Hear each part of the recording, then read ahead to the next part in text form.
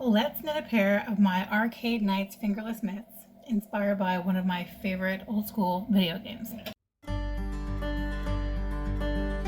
So I'm using DK weight yarn in a variety of colors. Check the pattern to see how many colors you need. Maybe if you want to use the same or use something different.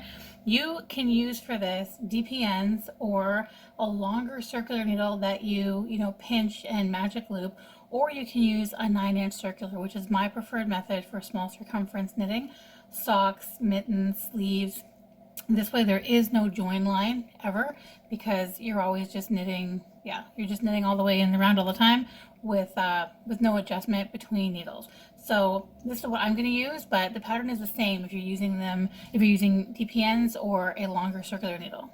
I'm going to start these with a long tail cast on. I'm just going to show you, I've shown in other videos, but I think it's worth repeating, how to tell how much yarn you need for a long tail cast on.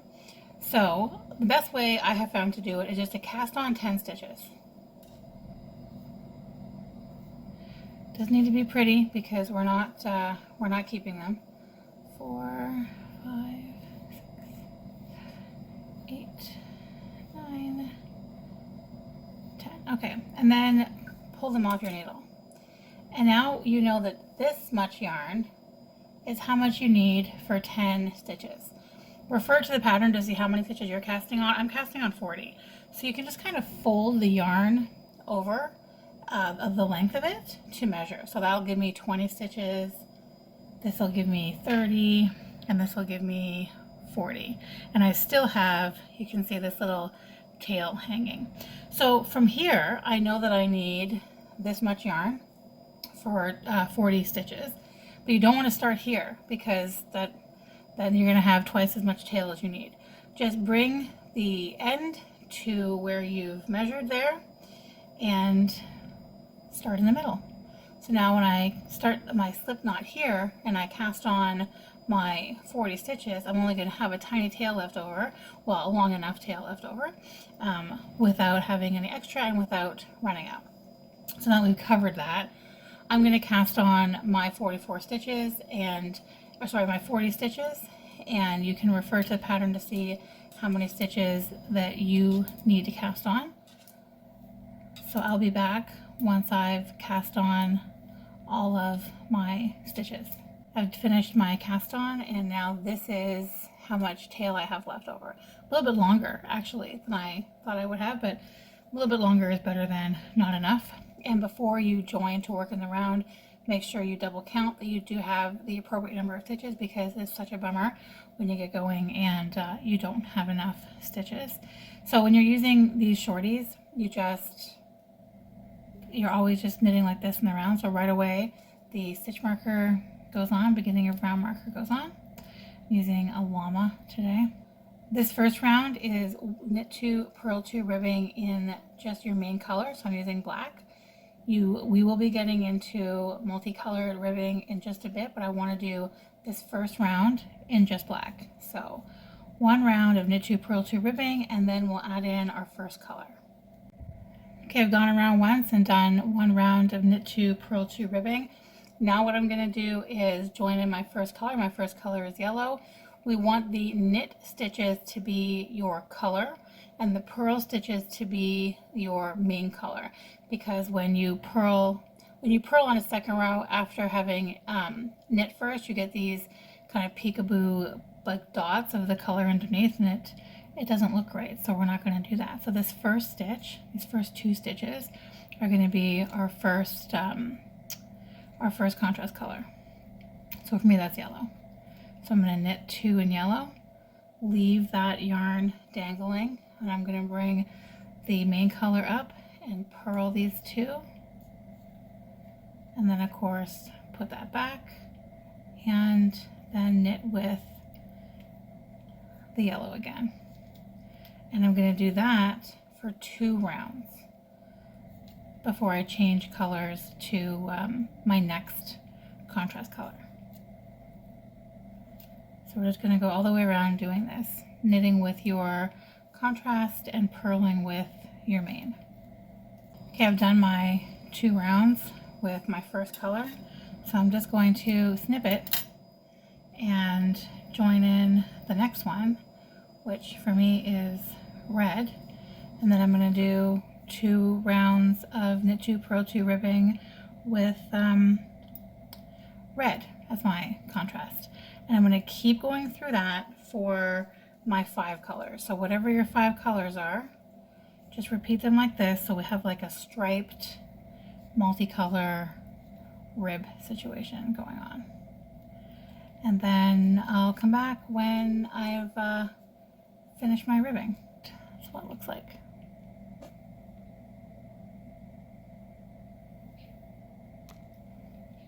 So I'll keep at it and check back when I'm done all 10 rounds.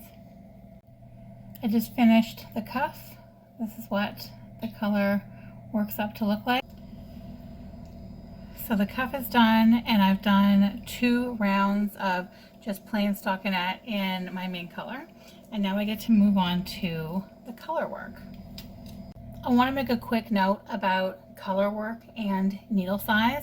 Typically, what you want to do is do your color work in a larger needle size than your stockinette, because most people, I mean, rarely are knitters able to knit exactly the same tension when they're doing color work and when they're doing stockinette. So most of the time, like pretty much all of my color work patterns, you cast on and do the stockinette in a smaller size, and then when it's time for color work, you size up your needle. I have recommended needle sizes and changes in my patterns, but that's really going to depend on the gauge that you're getting when you do color work and when you do stockinette. So for me, it's about a 0.5 millimeter difference for this weight of yarn. So normally, if I'm using this weight of yarn, I will go with a 3.5 millimeter. But so far, I've knit all of this in 4 millimeter because it's been primarily color work. So all of this down here, this ribbing, was color work. I've got a couple of rows there. I just kept in the same needles. Here I've got color work. I've got a little bit more color work after this. Then when I get to that point in the pattern where I have just straight stockinette for a while, I will size down to my 3.5s and knit until I'm ready to switch to back to my size 4s when I do the color work again at the top of the fingerless mitt. So just a quick note, because I don't think I addressed that at the beginning. Normally you're going to cast on with a smaller size needle than you do the color work with, but because we started doing color work pretty much immediately, I just went with the large needle size to begin with. So I'm going to come back when I've done this first motif, when I've done all of the rounds of this, just to kind of check in and show them to you, and then I'm going to work on the next one. So I'll just check in when these purple guys are done. Time for a quick check-in. So I finished my first motif and went a little bit further to kind of show you spacing. I love that they are looking in different directions. One of my favorite things about these little guys, they're so cute and so fun to knit up. I kept my stitch markers in because my next set of motifs are also 8 stitches wide, so we may as well leave them in because we're going to use them again. I did 2 rounds of my main color and then a round of these dots, 2 more rounds of the main color, and then into that stitch motif. So yeah, I'll show you when I am done this next motif and about to switch to do my thumb. So I finished my second color work section here. I just love these guys so much. So I've done 1 more round of my main color, and I'm just going to knit onto my smaller needle, so I'm sizing down now. I'm just going to show you how I do that in case this is new to you. I took off my beginning of round stitch marker because it's a little awkward and I can put it back on when I get back around. So you're literally just knitting onto your smaller size needle as if you were knitting onto the other side of the one you're working. So there's nothing fancy or complicated about it. Just knit across all the way around until you have got all the stitches on your new needle. Also, we're going to remove these motif stitch markers because even though the next motif is also 8 stitches wide, we're not going to be there for a while and we still have to do the thumb gusset, and then we can put those stitch markers back when we get to it. So right now I'm just going to continue knitting this onto my smaller needle. So now I'm just going to keep knitting until I get to the thumb gusset, and I'm just going to show you on the other mitt. Okay, I'm just going to show you on this one that I already completed. Come on closer here. So you can see right here, this line is the thumb gusset increases here and here. And this starts immediately after this, main color round after the stitch motif. So we got the stitch motif, one more round, and then we immediately begin these gusset increases. And then we move on to the gusset, the thumb, sorry, and then up to the next stitch motif, and then of course the ribbing at the top. So I'm just going to finish putting the new needle in just by knitting onto the smaller needle, and then we're going to go ahead and start those increases. So for this round, we're going to start by knitting 2 stitches, and then we're going to do a make 1 left. And I have much better videos on my channel to show you how to do it. It's very difficult to show with black yarn, but you scoop up the stitch underneath it, like the bar underneath it, and then you're knitting through the back there. But yeah, I'll link a better tutorial that I've already put up. So then from here, after the make 1, we knit 2, make 1 left, so we have 3 stitches here, then place a stitch marker, and now we're going to knit all the way around to the last 2 stitches. So all the way around here, back to the beginning, 2 before my beginning of round marker. So I'm going to knit all the way there and then come back. Okay, so now I have 2 stitches before the end of this round. I'm going to go ahead and place my marker there. And then we're going to come in to do a make 1 right. So again, I'm going to come in with my right hand needle and pick up that bar underneath, and then this time, instead of coming around the front, I'm just going to scoop around the back like that. So I'll do it one more time. I'm picking it up with the right hand needle, and then I'm just scooping it up like that. And then I'm going to come in the front here and knit that stitch for that increase. And then I'll do these next 2, whoops, sorry, zoom out. And now I've increased 2 stitches in that round. This next round, I'm just going to knit. And now we're going to alternate between knit rounds and increase rounds. So on this knit round, I'm just slipping the markers as I come to them. And on the increase rounds, I'm performing the make 1 left and the make 1 right, as I just showed you. And I think kind of a handy rule or handy way to remember is that when you're scooping it, if it's super easy to knit the way that you scooped it, you've probably done it wrong. And I say that because I went a long time doing these wrong and thinking they were, you know, so easy to do, and they are easy to do. But I mean, just that there was no struggle with it, you know, that if you were struggling with it, it was probably done incorrectly, and that is not true. I kind of found the opposite to be true. So we're going to alternate between increase rounds and plain knit rounds. Refer to the pattern for the size that you're knitting to see how many increase rounds you need to do. So how many sets of increase rounds and knit rounds you need to do for your size. So I finished all my increases. Come in closer and kind of show you this side. It is hard to see on the black, I know, but I finished my increases. So now what I'm going to do is I want to get all of these stitches in between these 2 stitch markers. We can go ahead and remove this for now. I want to place all of these stitches. So check with the pattern for your size to see. For me, that's 14 stitches. I want to put all of these stitches on a You can put them on a stitch holder or a spare DPN or a spare circular or even some scrap yarn just to get them out of the way. But first what I'm going to do is knit all the way across them until I get back here. So I'm going to knit all the way until I get to the second stitch marker. I'm going to slip the first stitch marker as I come to it. Don't take it off yet, because you will find it handy when you're slipping these stitches onto the other needle or scrap yarn or whatever you'll use. So I'm just going all the way around till I get here, and I'll be right back. Okay, so I'm approaching this stitch marker.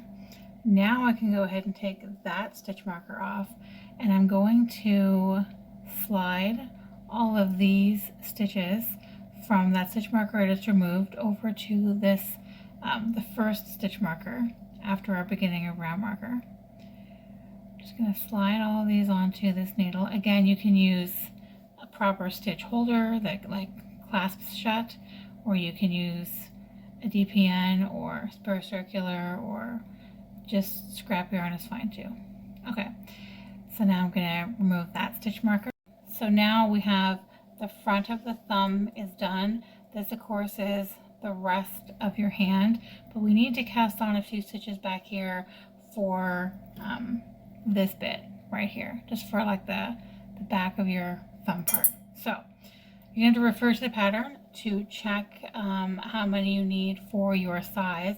For me, I'm casting on 4 stitches, and the way we do this is you're holding the yarn slingshot style, kind of as if you were doing a long tail cast on, but just the thumb part.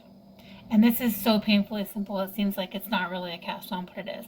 So you hold the yarn like this with your thumb, you take your working needle and you just slide it under and pull. That's it. Don't pull too tightly, because you have to knit over this again. So be careful not to pull too tightly. So that's 1, 2,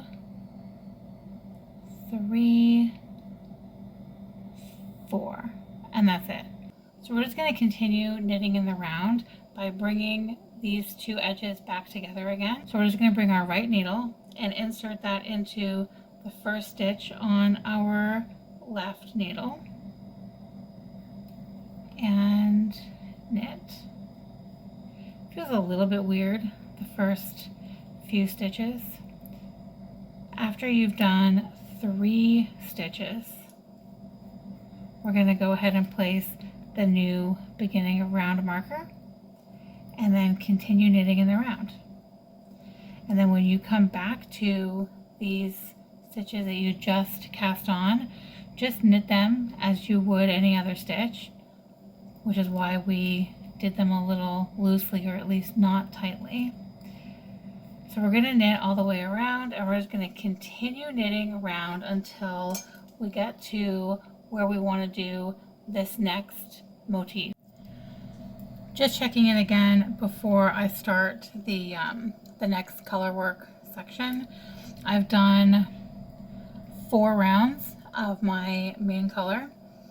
After this cast on round, when we did the top of the thumb hole, got a lot of ends in here, but yeah, so it sits about here. And then I'm going to start my color work. It's a little tall, and then I've got my ribbing right here too. I just finished this last color work section. It's cute little cherries, and now I'm just going to repeat my ribbing, but I'm going to do 1 round of each color instead of 2. So I'm going to do it exactly as I did at the very beginning. 1 round of knit 2, purl 2 ribbing per color.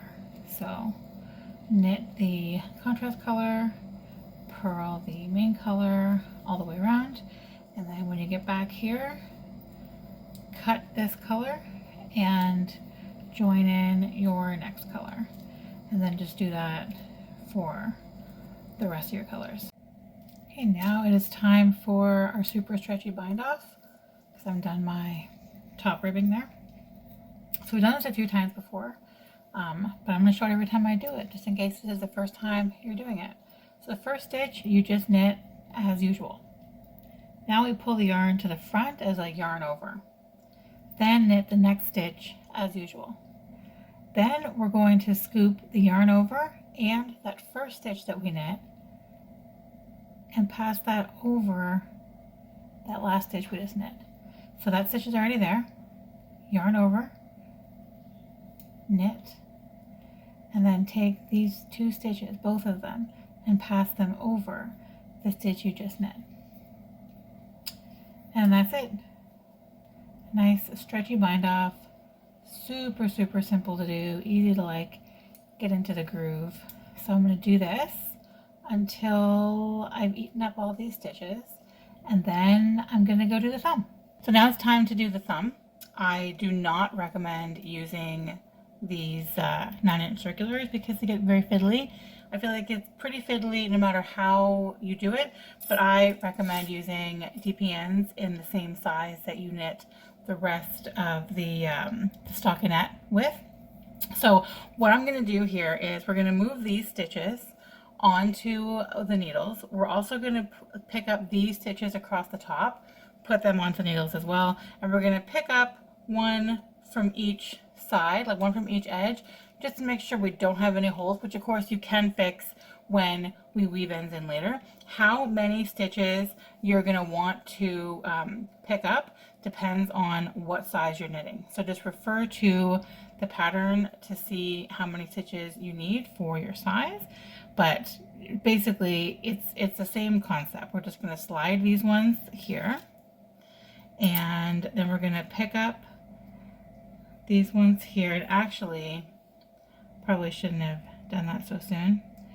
You want to distribute your stitches between 3 DPNs so that you have an equal number of stitches roughly on each needle, and how many you pick up is less important than making sure you have a multiple of 4 so that we can do a knit 2 purl 2 rib at the top of the thumb.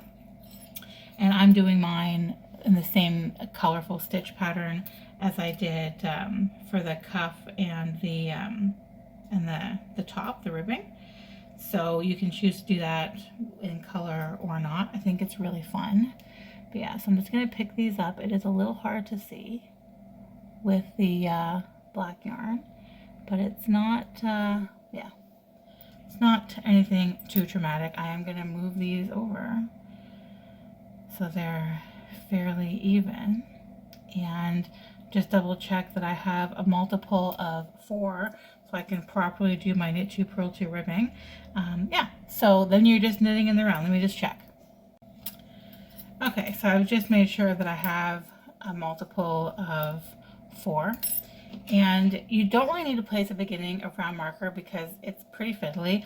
So what I like to do when I'm doing super small circumference knitting like this, specifically thumbs, I just put one of these detachable stitch markers where I'm starting. So this is my beginning of round marker to remind me where I've begun, and we're just going to join in the main color again and just start knitting in the round. So just knit until you only have room for the ribbing left. Like knit until you've got about this much left to go to the end. Okay guys, it's time for weaving in ends. So you gotta turn the whole thing inside out and get all of those ends where you can see them. And it's a lot, but I find, you know, the most fun color work things always have a lot. So all we can really do is tackle this one end at a time, and you'll be done before you know it.